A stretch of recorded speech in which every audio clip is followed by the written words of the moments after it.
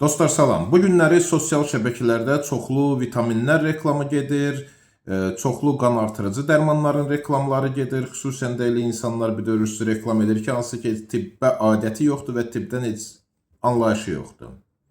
Bu barədə sizinlə bu günlər danışmaq istəyirəm və həqiqəti deyəcəm. Həqiqət də nədən ibarətdir? Düzdür, vitaminlər yaxşıdır, orqanizmə lazımdır. Vitaminlərin çatışmamazlığı zamanı çoxlu problemlər yarana bilər. Lakin gedib aptekə filan vitamini ver demək lazım deyil. Reklama baxıb gedib vitamin almaq lazım deyil dostlar. Hər hansı bir vitaminin və misal üçün də elə o götürən reklam olunan həmin maqnidir, vitamin D'dir, vitamin C'dir, vitamin A'dır, vitamin B'dir. Hamısının artığının ziyanı var. Bir misal götürün. Bu dəqiqə dəbdədir, hamı vitamin D içir. Düzdür, vitamin D lazımdır orqanizmə. Bu məqama da gəlib çıxacam. Lakin vitamin D-ni elə götürək ki, insanda normadan artıq olanda orqanizmdə kalsium miqdarı arta bilər, böyrəklərdə daş ola bilər, ürəyin işləmə fəaliyyətində problemlər yarana bilər. Bu tək hələ bir vitamin D-ni. Həmin o vitamin götürək, vitamin C-nin özü hamı elə bilir ki, hər şeyə xeyirdir, amma yox.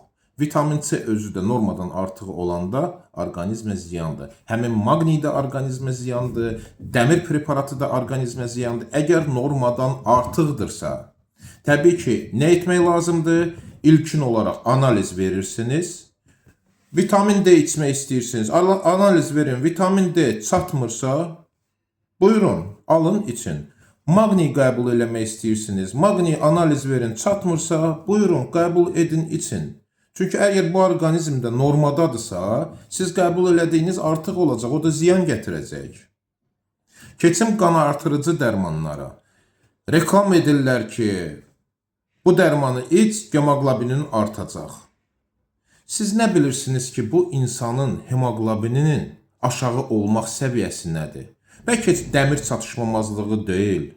Bəlkə B12 vitaminin çatışmazlığıdır, bəlkə fol turşusunun çatışmamazlığıdır, bəlkə sümük iliyinin problemidir və digər problemlər. Hələ bu gətirdiyim bir neçə misaldır, hansı ki qan azlığına və hemoqlobinin aşağı olmağına, təbii ki qan azlığına gətirib çıxardır.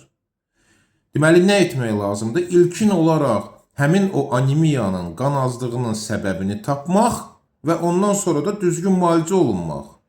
Yəni, boş-boşuna o reklam olunan vitaminləri və yaxud da qan artırıcı dərmanları içməyə lazım deyil. Təbii ki, qərar sizindir, mən yalnız məlumat verirəm.